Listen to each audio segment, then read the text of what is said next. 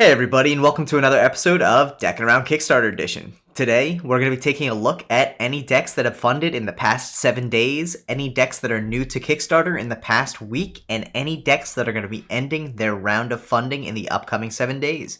But before we jump into it, make sure to like the video and subscribe to the channel. And don't forget to ring the bell. Doc's playing cards, the driving force behind Lit playing cards, Juice Joints, and McClure and Stark. Keep an eye out for what's to come next in 2020. Follow along at Doc's Playing Cards on Instagram or docsplayingcards.com. Hummingbird Feathers mimics the shimmer of a hummingbird in motion. Meticulously created with a specialized printing process using multiple holographic foils. Stunning tuck design and sculpted embossing with master letterpress creation. Featuring limited, standard, and gilded 3-deck sets. Pre-order yours today at marvelousdecks.com. So, it looks like we actually have about an average week this week, Steve, so I'm excited for that. You know, not too many decks, not too few. I feel like the past couple weeks it's been like a roller coaster here. Yeah, hopefully we're recording so we don't have to do it again. We are. It'll be good. Yeah. What is there, like 11 or so? Yeah, I think there's about 11 this week, so it shouldn't be too bad. So, after 19 last week and like 4 the week before, it's been an up and down kind of roller coaster here, so we'll see how it goes. Nice. Well, let's get into it. All right. So, congratulations to Lunar and Zodiac Year of the Dragon playing cards. Congratulations to Dragon Transparent playing cards. Congratulations to Fluid Art playing cards by TCC, which will have funded by the time this airs. Crushing it as usual. Yeah. And ending in the next 7 days, we have the T-Series Green Tea playing cards for Magicians. The Divergent Realms playing cards series, Volume 1, Gottlieb deck. The Van Gogh playing cards. The Bicycle Distilled series, Top Shelf custom playing cards. The Vision playing cards. Vision. I know. Vision. I know. I know. The generic playing cards. Those are so generic. The Art of Steampunk playing cards, Volume 2. The Wayfarers playing cards. The Jackalope playing cards. And the 1969 playing cards, A Desk of Hong Kong and Our Stories. Bruh. And the Turtle Bay playing cards. Such a cool deck. Yep. So let's take a look at what we have first this week. The Dusk playing cards.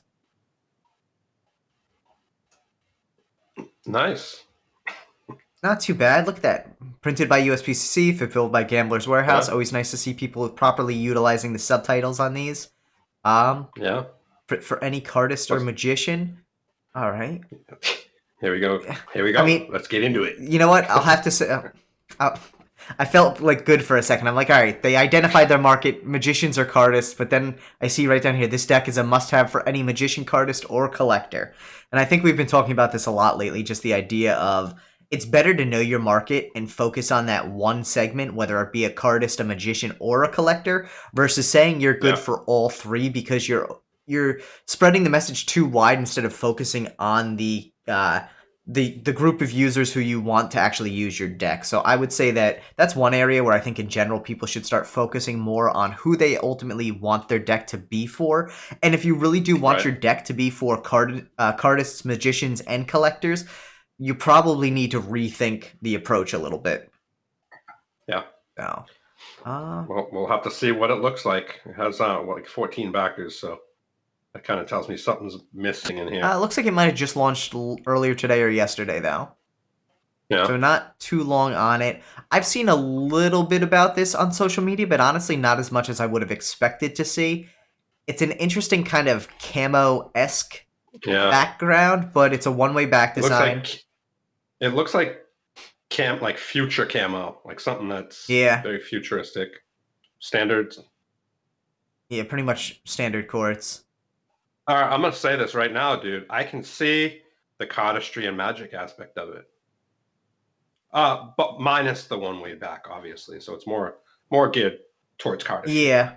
And I think the one area where for me this does not hit is the collector side. I do not see this being a collector's deck necessarily. Right, for sure. But that being said, yeah, from a cardist and a magician point of view, I can see it. Mostly cardist, for sure. Yeah, I mean, you do have some magicians who are okay with a one-way back design. I think the one thing about it is it's not a subtle one-way back design, Right, right. but printed by USPCC, USPCC, fulfillment, yeah, Gambler's Warehouse. perfect. What do we got for prices on this bad boy? Let's see what we got here. $15 shipped. Nice. I'm surprised. Yeah, and I think it's 19 shipped basically to the rest of the world, so still under 20 internationally as well, which is not too bad. Wow. Yeah, that's really good. The one thing I will say too, and just because I'm reading through this risks and challenges here section, so with any business, no matter how stable or, revolutionary it is, there are always risks and challenges. So I think when it comes to the risks section, it's always worthwhile to approach it as what are the project risks, not what are the risks for the backer. That's what it's a good approach for, because you're going to talk about your challenges, but there are definitely risks in any one of these campaigns. We've obviously seen that with the effect that COVID has had on shipping and on publication and back orders and everything like that. So it's worthwhile to note that there are always risks in a campaign like this. There may not be inherent risks for a backer if it doesn't fund, but I don't necessarily think that's the actual intended use for the risks and challenges section of a Kickstarter. So otherwise, I think this is a good looking campaign. Yeah, good luck. Yeah, good luck on it. Hopefully, I'd say push more on the social media side. I think that's the one area that this could really use a little bit more momentum behind. So yeah, I mean, I haven't seen it yet, so it hasn't been pushed that bad. Yeah. So good luck. Next up, we have the black deck.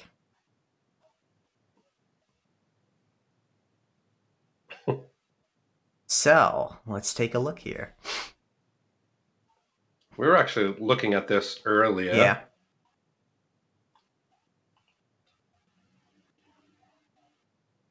So it looks like they revamped the campaign too from what we originally saw, so that's good to see. I thought it is a little confusing as to what it's for, right? Yeah. So I think it's the first deck that was up top. No, so it's any of the decks. The bottom one? It's any of the decks. Okay. So basically, if you back a deck, you get your choice of which of these decks you would want. With that in I was gonna say, with that in mind, to me, that means you're probably not using someone like USPCC or Cardamundi, because to fulfill basically one-off orders on any of these decks, you're gonna have to use a print-on-demand service. What's the goal on this thing? Let us see. The goal is $2,000.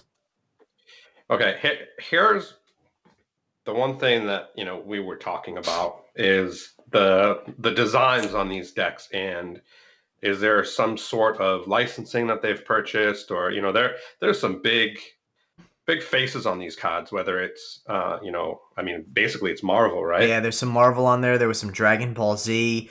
There's Deadpool. Yeah, Deadpool. There's Snoop. Yeah, I mean, I don't know how much licensing on this would be, but for all of these licenses, Louis Vuitton, Louis Vuitton, yeah, like that's I mean, there's no way Louis Vuitton's gonna approve that. Yeah, I mean, who knows? What do I know? But there's several different big companies that would cost a lot of money to get licensing for these. Printed by MPC. Yeah, so I agree. I think that's one of the areas where licensing for this is going to be extremely costly.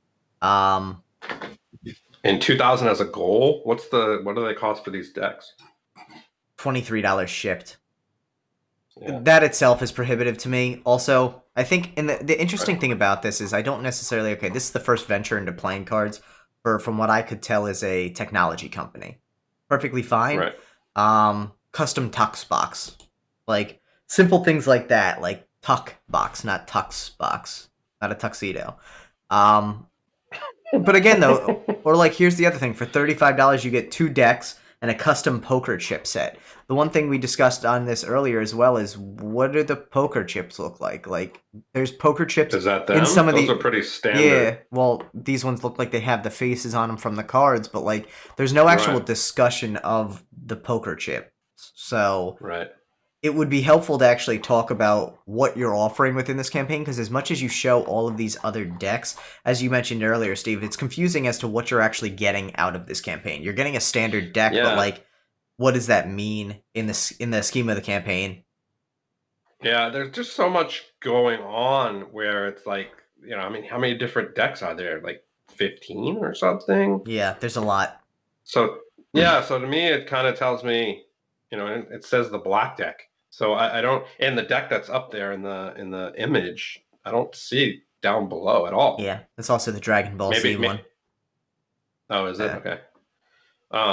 And I assume that's the back design, so I don't that I right don't know. I there. think they would all have different back designs, like these. Oh Yeah, yeah, okay. so there's a lot of open questions on this one. I think the campaign itself is a little confusing as to what you're actually backing. If it is that you're trying to back a deck and you get your choice of all of these, then that needs to be clearly stated. But again, I think the issue of licensing is going to come up again, so it's something that should be addressed in the campaign as well. If these are all fully licensed official decks, cool, say so. If not, Yeah, that yeah. becomes a problem. Uh, Yeah, and honestly, I mean, if they are fully licensed decks, make individual campaigns.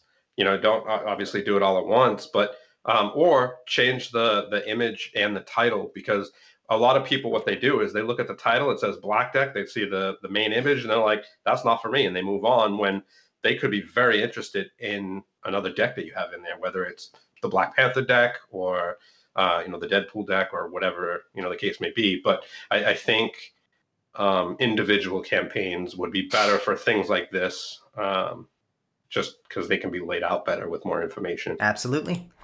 On that note, Good good luck. luck, yeah. Next up, we have the Parrot Bicycle playing cards, Standard and Extinct Edition. That's kind of morbid. That's definitely kind of morbid. Like, now you're not a bird, Steve. Two full. I want to be a parrot. Oh my I god! want to be a parrot. Please no. Two full. Dude, it got some great backing already, though. Yeah, I mean, it's so Will Roy a deck. Yeah, So, exactly. two full color art decks featuring over 200 parrots from around the world, available in standard and extinct editions, limited edition. Um, I mean, listen, Will knows how to put together a campaign. Bicycle decks do great. I think it's interesting to see the amount of custom artwork that went into it. Obviously, each card is individually different, which I think is awesome. Printed by USPC, classic stock. Produced by Will Roya. I'm guessing that Will is probably fulfilling these himself. I mean, possibly they'll probably go to. I mean, yeah, either that or Yeah, that would be my guess. probably.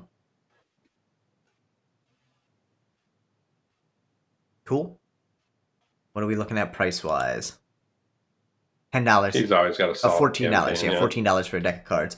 It can't go wrong. If you like parrots, you like bicycle decks, like this is a great deck for you. And that price point's phenomenal. Standard edition, $10. Extinct edition, $11. So you pay $15 for the extinct shipped. Not bad at all.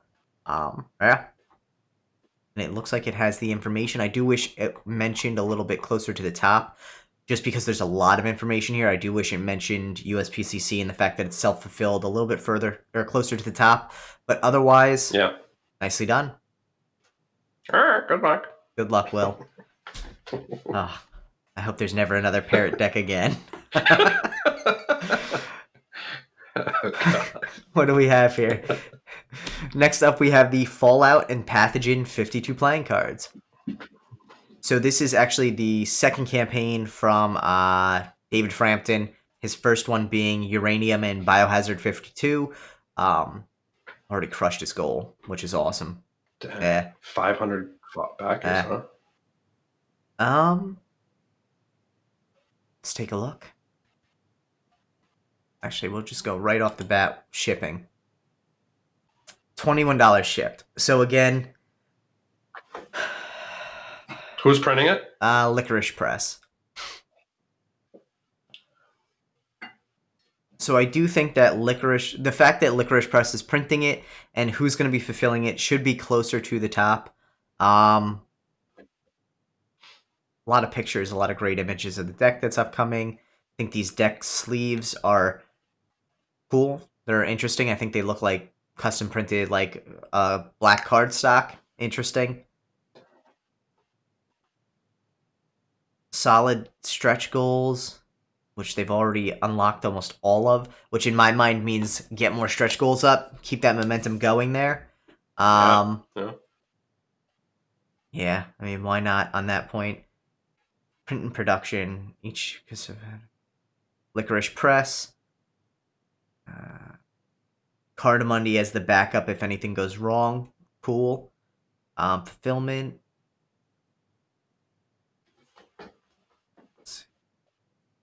So it looks like European worldwide shipping other than US and Canada will be handled by David himself through the campaign, and US and Canada will be handled by gamblers. So good use of, multiple fulfillment for different regions. This is always something we suggest, especially if you are not based in the US, because US to US shipping, relatively inexpensive. Anywhere else in the world to US shipping is ridiculously expensive, so using someone like Gamblers or Murphy's or Art of Play to help reduce some of that shipping cost is a great idea. I do, though, wish, again, this was all a little bit more consolidated somewhere else. So, like, having all the print information and the fulfillment information here is great. Having it earlier at top and, like, bullet points as a quick kind of run-through would also be helpful. Yeah, it's a good-looking deck. I know you're not a huge fan because it's a little, like, skull-oriented, but... Yeah, just not my thing, but yeah, it's doing really well. Yeah. It's put together nice, and the prices is nice. Yeah, I'm looking forward to getting the uranium and the biohazard. Oh, they haven't been fulfilled Not yet. I think they're in process, and he's been very, very communicative with the backers on it as to where it is in the process and everything like that. And I think a lot of it is just a matter of shipping delays. So everything's printed, just waiting to get it out. I also think this is one area where... Yeah, see, I like these where they break down the cost of how it all is going to go. I hope more campaigns start using these as well because I think they're worthwhile. Yeah, they're cool. And here's a perfect example of how to build out your risks and challenges section. Like, this is just a Q&A. Yeah, I mean, this is a phenomenally informative campaign. So nice work on that, David, and good luck. Next up, we have the Your Village Poker Card Deck. All right.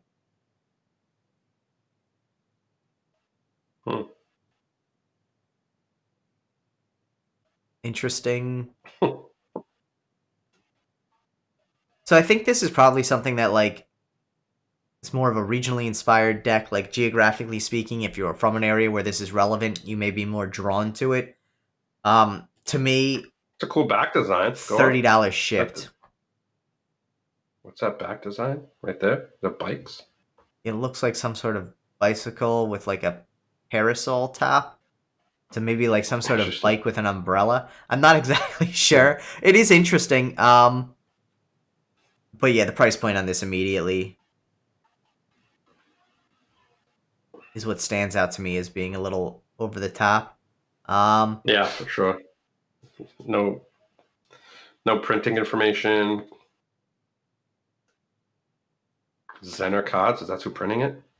No. They're symbol cards. So, yeah, I think having more information about who's going to be printing the deck, who's going to be fulfilling the deck are all crucial to this actually being a successful campaign. Otherwise, I think from... What does it... Go ahead. Sorry, I was going to say, what does it say for the story? So, what I was going to say real quick is otherwise, I think from the images point of view is there's a lot here that show off the deck well. From a photograph point of view, they cover that basis. It's just the information. The story's more about the... Yeah. prison in 1967 British science fiction television series about an unnamed British intelligence agent who is abducted and imprisoned in a strange village. So this is based around some sort of television show. So British television show. So there is that nostalgia factor. Yeah, like I said, I think price point wise, very expensive. This should be a $20 ship deck. Yeah. So Good luck. Yeah. Check out some fulfillment. Check out information on making sure to, who your printers could be. Talk about that in the story in the campaign. So, good luck, Andrew. Next up, we have the CHAO Imperial Yellow Edition playing cards, a historical deck. So this is actually printed by MPC. It is a follow-up to their original CHAO production, which was what I believe red and green or red and blue. They have a red, green, and a blue, Okay. I believe. So, limited production run of 2,500 decks.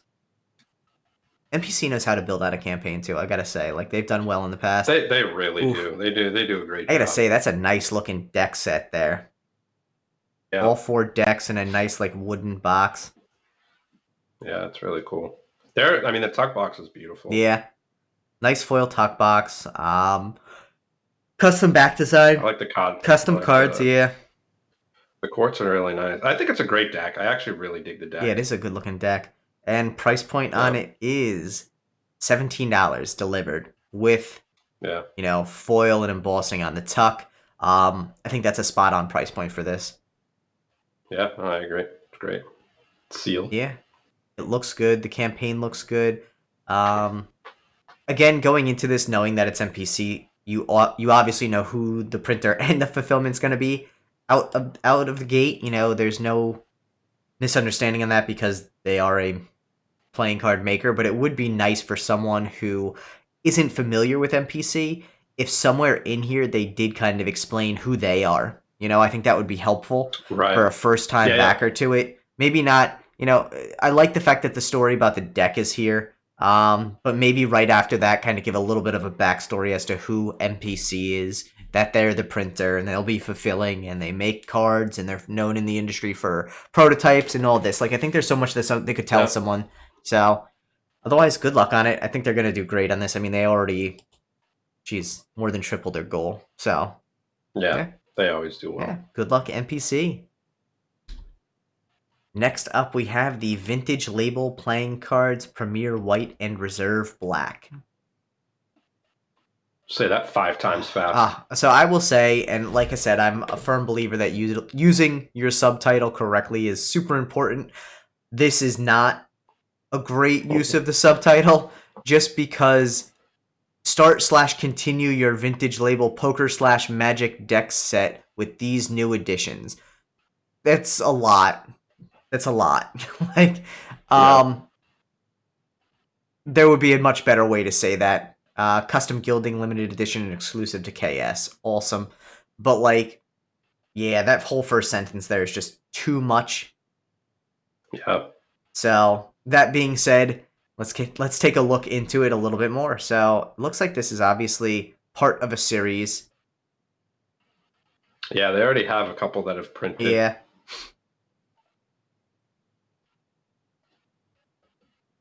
Not a bad looking deck.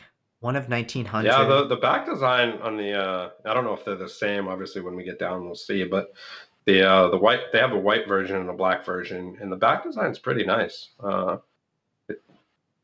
Cool little animation. Yeah, see, it's pretty nice. Excuse me. Yeah, it's interesting. Yeah. I mean, obviously, it's definitely a wine. Yeah. I was gonna say, if you haven't figured it out yet, it's all wine based around it there. Right. Yeah, for sure. I think the campaign looks really nice with the grape kind of gifts on the side.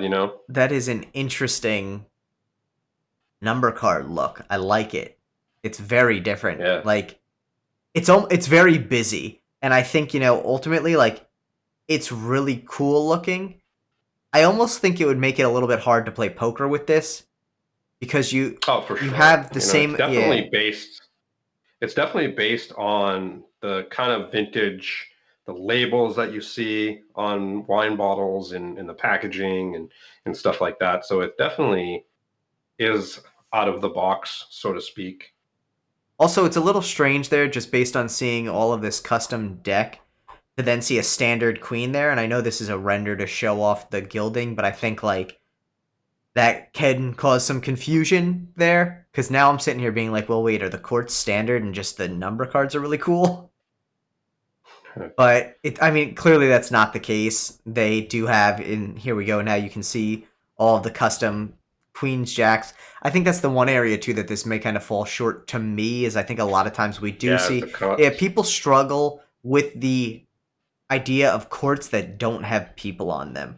And I think it's just because we're so used to seeing like the mirrored people on a court that seeing letters instead kind of turns people off.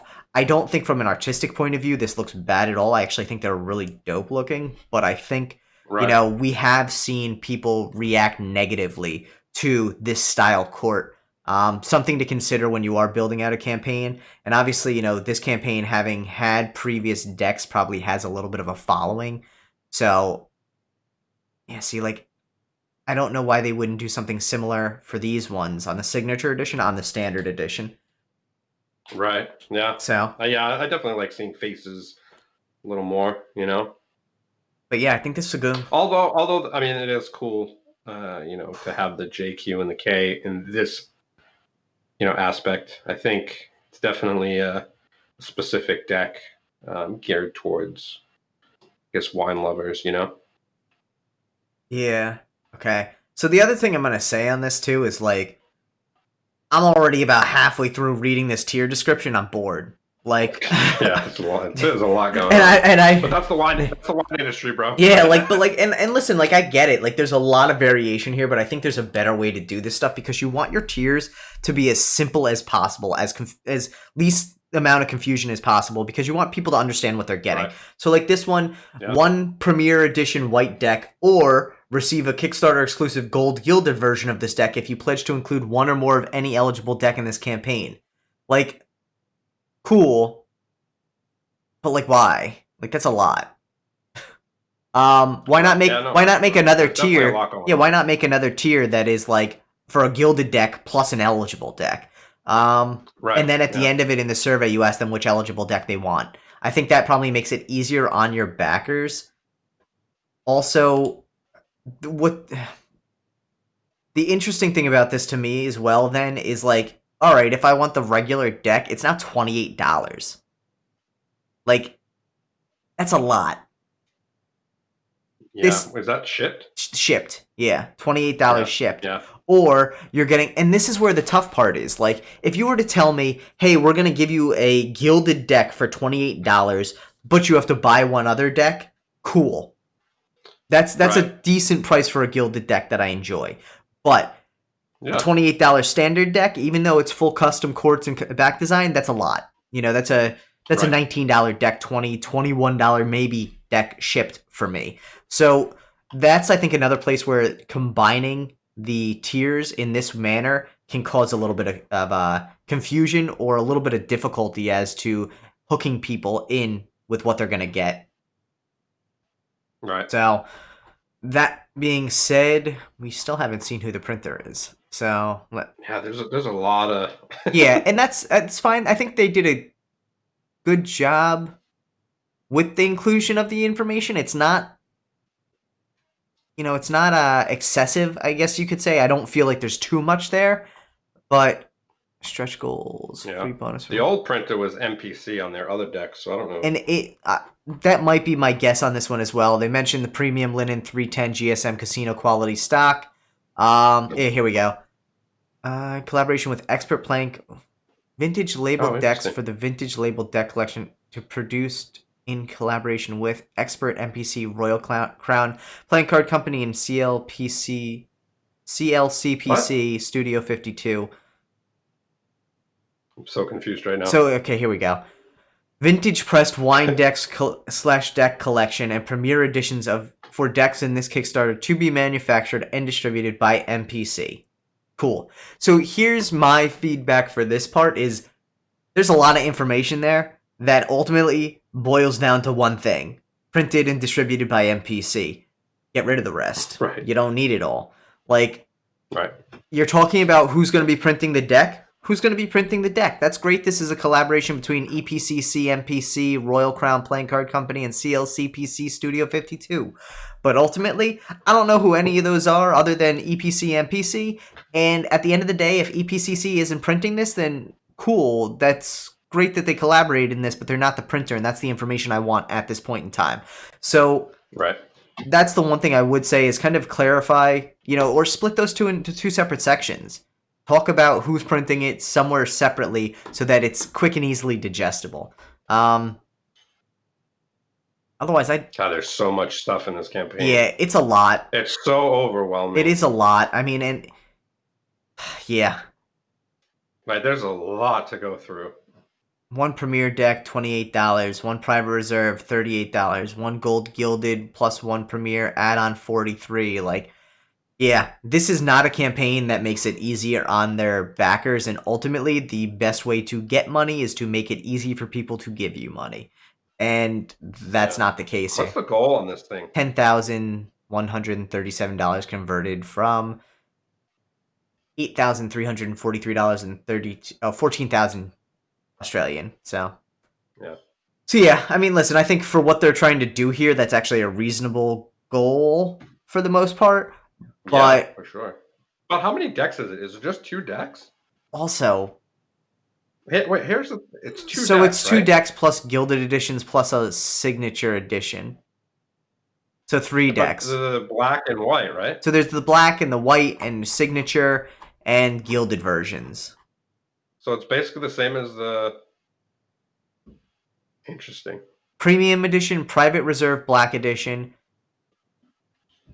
Then gold gilded or silver gilded of both. Yeah. Or sorry, gold gilded on the white, silver gilded on the black.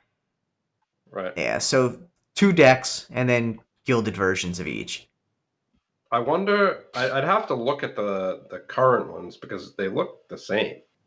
So I wonder if they're putting those up there already printed. Yeah, I don't know. I'd have to look and see the current ones, what they look like. This is the private reserve white. So the private reserve black is now the one that's in this campaign. So yeah, I don't know what they look like though ultimately. I think at the end of the day too, like here's the other thing about it. Like, yeah, you've raised a pretty significant amount of your goal so far. You have 61 backers though. I think the confusion aspect of this is definitely preventing people from backing in larger numbers. Like, again, 61 backers, $6,000. You basically have an average per backer cost of $100, which is pretty excessive. Getting those lower levels open to people so that people can come in and back $15, $20 without confusion is crucial. I'd say consider the tiers again on this one, but also just like trim back some of the information. So best of luck, Craig. Good luck. Next up, we have the Elementia playing cards. Elementia. Off the bat, I dig this tuck, and I dig the back design. I like the black and yellow. I think it looks good. Black and yellow, black and yellow. Yes. That's a cool tuck right there. That's for sure. That render, the first render doesn't give that render justice. I'm still processing that little. Yeah, processing that little reference there. Yeah, thank you for that, Steve. Thank you for making my day. Isn't that Bodak Yellow who sings? No, it's not Kid Cudi. It's gosh, I'm completely blanking right now, and I literally saw him in concert. And Wiz Khalifa. There you go, Wiz Khalifa. Oh, Wiz Khalifa. Yeah. Okay. So. Anyway, back to the tuck. This tuck is dope. It is. I love the intricacy of it. I think it's very cool. See, this is something that's interesting to me. Reasonable goal. I mean, low goal if you're considering USPCC or Cardamondi, but off the bat, I can tell this is probably printed by MPC. That's perfectly fine. Right. We're seeing a lot more companies who are starting to try and test the waters with MPC as their final production. I don't know personally if it's necessarily there yet, but I'm glad to see people willing to take that risk. Yeah, agreed. I mean, I think obviously their prototypes are they feel amazing. But I just haven't put a lot of time into obviously prototypes. When you get it, you mess around with it for a little bit, and then it goes on the shelf after images or whatever you need it for. yeah, But other than that, I think maybe some people have put a little more time into the prototypes to see how they handle over a longer period of time. But they feel great right out of the box. yeah, and so printed by NPC, new beta finish. Cool. I think that's great. NPC are happy to support orders of less than 1,000 decks, making them perfect print partner for a limited release like ours. So obviously they're going. Oh my god, hold on. Elementia is our debut product, which has been in the works for 6 months. We have several ideas for future products, which will with gold foiling be printed. Okay, so I'm going to tell you right now. Cool. Welcome to the game. First Kickstarter out the bat. Don't come in your second paragraph talking about future products with a printer who is not going to be printing this deck. You're immediately Right. introducing confusion into the mix. Yeah. Not worth it. Talk about that at the end. Talk about that in updates. That's what the updates section are for. Talk about it in the comments. Paragraph 2 is not the place for that. Paragraph 1, 2, 3, and 4 are the place for you to tell the story about this deck and this campaign. So I think that's where this is out the gate a little bit of an issue, just because I don't say it's deceptive, but it's confusing. People are now coming into this and saying, you have a good paragraph down below that first image that says inspiration. Like, throw that up. Yeah. Good. I want to see the inspiration behind the deck and what it means. Yeah. I think that's the first thing. That's kind of the story, right? So what I'd almost say is roll into it with welcome, bullet points hammering out, blah blah blah, custom deck, printed by NPC, fulfilled by NPC, done. Then paragraph of the inspiration section there, and then after that, talk about the idea of this whole section here should just be at the bottom. At the bottom, or again in an update, or on an About Us section, but I don't even know if this should be in this campaign, because I don't think it should be in the campaign. It doesn't have anything to do with this campaign, so there's no point in it. $21 shipped, again, I also think is a little bit high for this, especially with the fact that people are leery of NPC. If you're going to have an NPC deck, it's got to be at a price point that's going to be less than what they could get from USPCC or Cardamundi. And at that price point, maybe going with someone like USPCC might have been the better option here. I know you were mentioning less than 1,000 print run, but I actually haven't seen anything yet discussing what the actual limited run of this is going to be. If it's over 1,000 decks or at 1,000 decks, go with USPCC. I think you'd have a higher goal, but I think with this art and this design, you'd be able to get it. And okay, yeah. Here's the thing with me on this unspecified numbers and a set price through NPC, because what it comes down to is if you're charged, let's say you're planning on getting 500, right, and you have a set price with NPC that obviously your deck's going to be it's going to cost more money than it would if you were to get 1,000, 2,500, and a number like that. So you're basing your price on a deck that you don't know how many are going to be purchased, right? And then all of a sudden, what if you sell 1,100 decks or 900 decks? It's going to be a tremendous difference in cost, but you're still getting that low amount of production price to the backer, So yeah. I'm just always a little kind of weary of, not weary, that's probably not the right word to use, but I'm always just concerned when I see that, not a number of how many are going to be printed, and then your price is based on that low amount. Yeah. So I think, definitely include what your expected print run is going to be if this is a limited edition. I do really like that Elementia periodic table card. The one area that this falls short for me, though, is the standard courts. So, you read. I like the pips, though. The pips are dope. Yeah, I like the fact that they're kind of washed out looking. It's unique, but we wanted our court cards to be fully custom drawn. That's all well and good, but these are definitely just redrawn standard courts. You may have changed the font and a little bit of the coloring and things like that, but they're pretty much the same. I dig the DNA double helix in the sword. I like the little Easter egg aspects of it, but these are modified standard courts. They're not fully custom courts. That's where I think that price point comes into play as well, because now this is more of a $15 to $17 deck to me versus a $19 deck it may have been with fully custom courts. Yeah,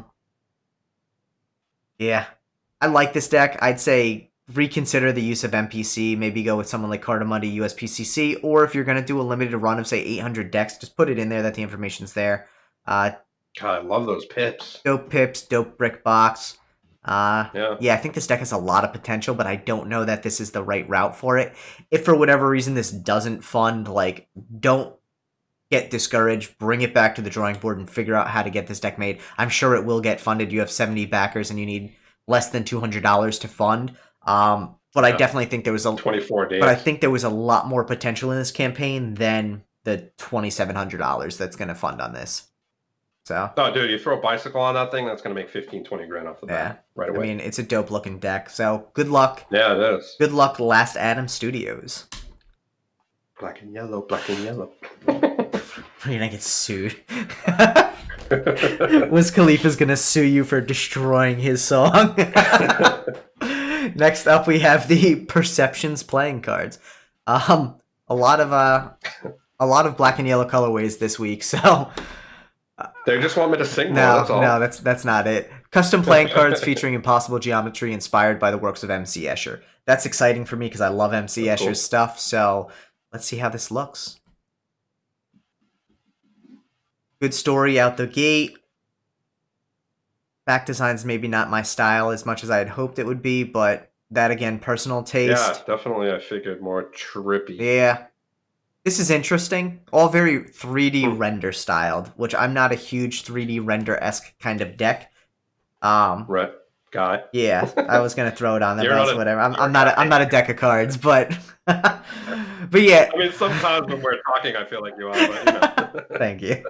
Yeah, I like the number cards. I think they're interesting. They fit the style. Now, are they washed out, or is that just the render? It looks like it's because there's dual colors in each. Interesting. Yeah. So it adds a little kind of a gradient almost there. Let's see what we got here. What's that? What's the price? 17 shipped. Not bad. Not bad. Yeah, not bad. I'm still waiting to see who the printer is, though. So where are we at here? Box, stretch goal, 8,000. Perfect. Printed by USPCC, fulfilled by gamblers. The one thing I would say is throw in their images, because put them up top and throw in their images. I think down in the bottom, it's a good idea to put their little icons right there. It makes it a little more visually, it makes it pop a little more. And then, throwing it in the top section. Let's see what you have in the top section already.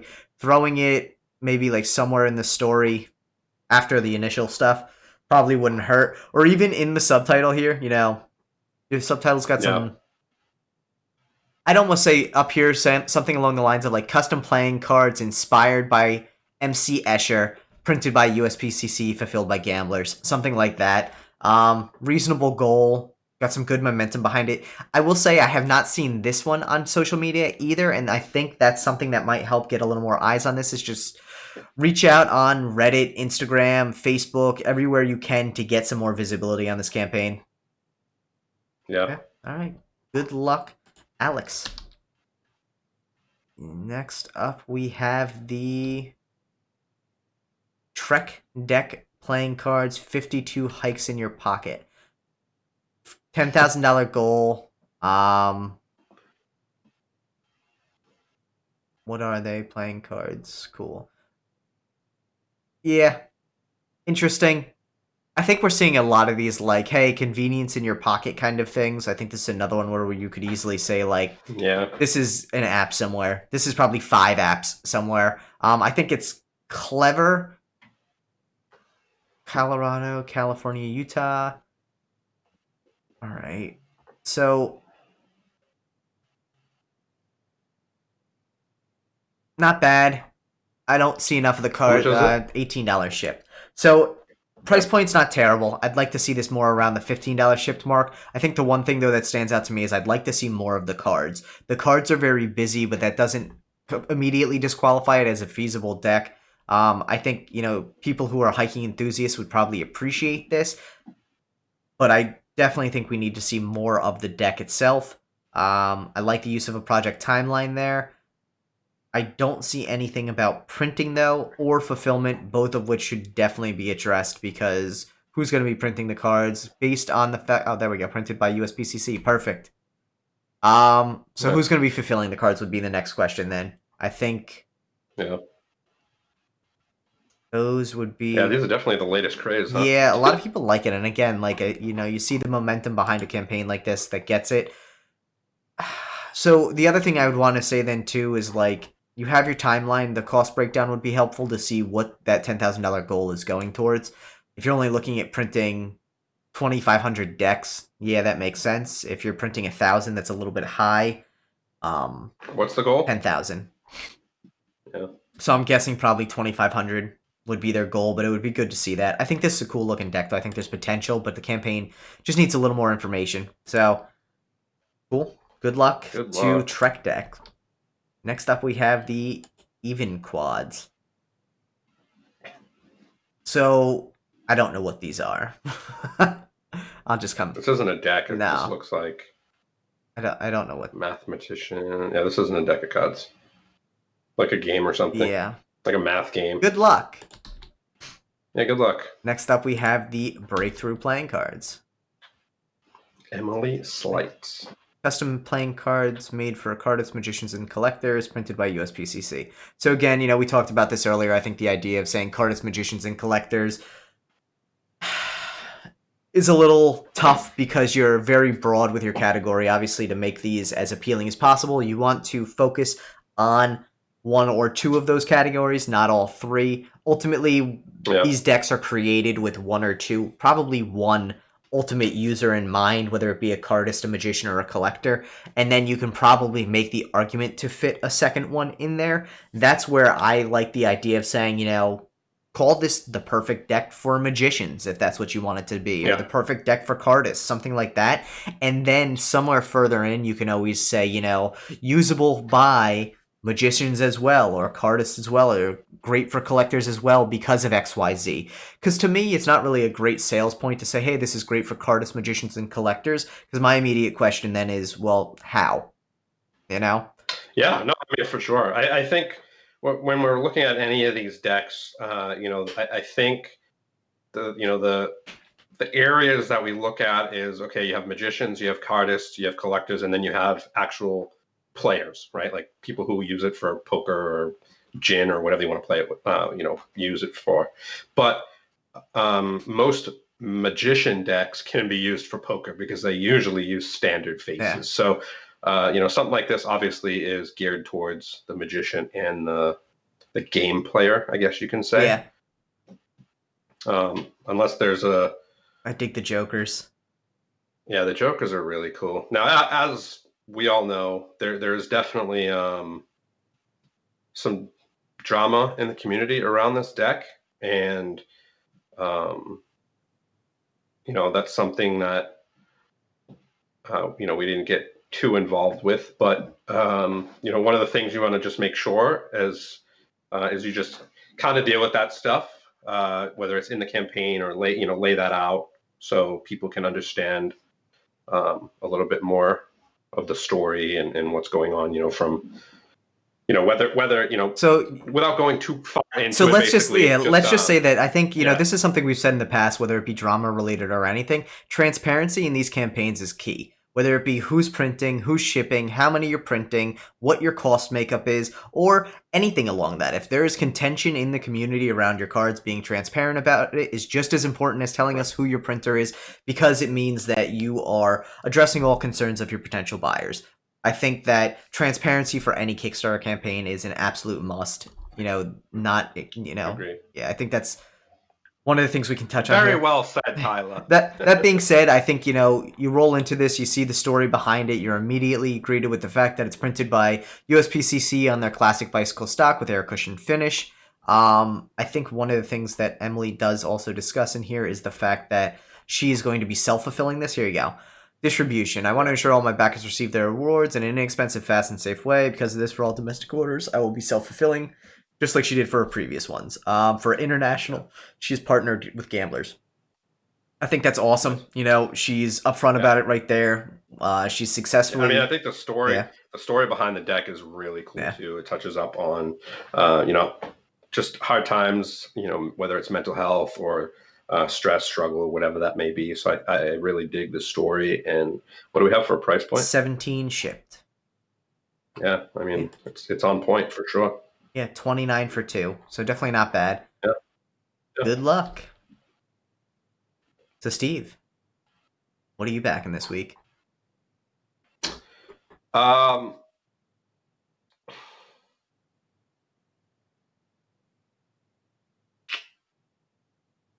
I really dig the Ciao deck. I think it's really cool. It's nice. Um, I like that. What's that one right there in the middle? My Elementia. screen's blurry. Elementia. I dig that deck. I think it's cool. Um, yeah, I like that deck, and yeah, I think it's cool. I mean, I think the breakthrough deck's kind of cool too. Not my style, but I think you know, price point and everything, and the meaning behind it is really cool. Cool. So this week I would be backing Fallout and Pathogen 52. Yeah. Yeah. Otherwise, I think the Ciao deck looks good too, honestly. I'd probably back that as well. I What about that other one? I dig the tuck in the back design in Elementia. I'm just not won over by the standard courts.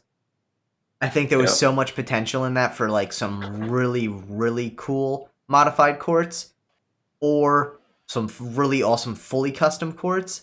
And, you know, I think the modifications that they made just kind of were a little lackluster in my book. So I'm going to pass on that one. Yeah. But Yeah. Ciao for sure. Fallout and Pathogen 52 for sure. I'm pumped on Uranium and Biohazard 52, so I can't wait to see how these turn out as well. I'm not a huge fan of the colorway, but I do like the design still. So, Yeah. yeah. Yeah. Well, good luck to everybody. Let's hear what everybody else would back. Yeah, feel free This to week. drop a comment below. Let us know what you thought of the decks that came out this week, which ones you plan on backing, which ones you liked, which ones you didn't like, and why. So we're always interested to get that feedback and hear what everyone's excited about for this week. And let us know what you're excited about in general for the upcoming weeks as well. You know, I think there's a lot of good decks coming up in the next couple weeks, so it's going to be exciting to see what everyone's backing. Heck yeah. Yeah. Doc's playing cards, the driving force behind Lit playing cards, Juice Joints, and McClure and Stark. Keep an eye out for what's to come next in 2020. Follow along at Doc's Playing Cards on Instagram or docsplayingcards.com. Hummingbird feathers mimics the shimmer of a hummingbird in motion. Meticulously created with a specialized printing process using multiple holographic foils. Stunning tuck design and sculpted embossing with master letterpress creation.